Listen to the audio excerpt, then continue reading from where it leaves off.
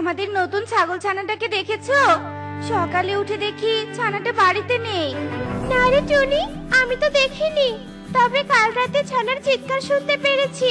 বনের সব জায়গায় গিয়ে খুঁজে দেখ, ছানারা তো দৌড়াতে দৌড়াতে অনেক জায়গায় চলে যায়। কালু দাদা, আমাদের নতুন ছাগল ছানাটাকে দেখেছো? সকাল থেকে ছানাটাকে কোথাও খুঁজে পাচ্ছি না।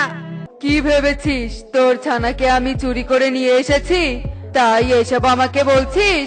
এক্ষুনি আমার বাড়ি থেকে বেরিয়ে যা বলছি। চলো মা, আমরা অন্য পাখিদের বাড়িতে যাই। এরপর টুনি আর টুকি অন্য পাখিদের বাড়িতে চলে যায়। আর এভাবে বনের সব বাড়িতে ছাগল ছানা খুঁজতে থাকে, কিন্তু তারা কোথাও ছাগল ছানাকে খুঁজে পায় না।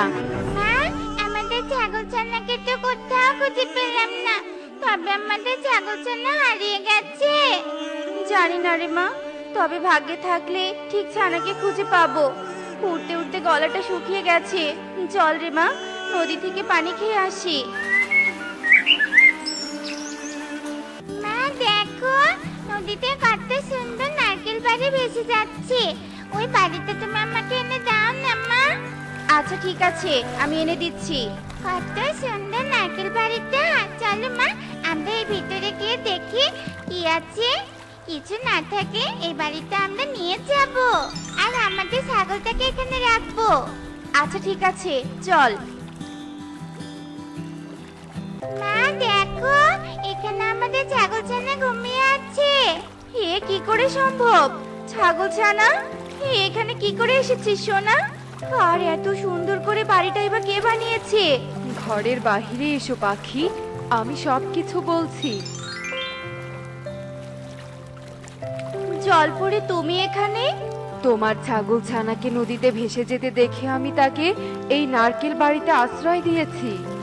কিন্তু আমি তো ছাগল ছানাকে ঘরে রেখেছিলাম, নদীতে কি করে এসেছে? তুমি নারকেল ঘরটা নিয়ে বাড়িতে যাও, তারপর সব বুঝতে পারবে। হ্যাঁ জলপরি, যাচ্ছি। আর তোমাকে অনেক ধন্যবাদ আমাদের ছাগল ছানাটাকে বাঁচিয়ে রাখার জন্য।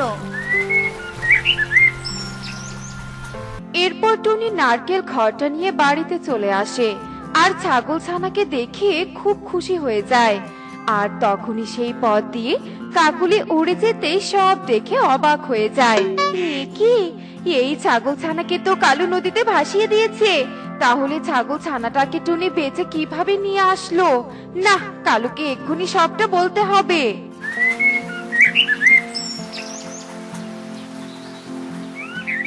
কি বলছো এসব? এ কি করে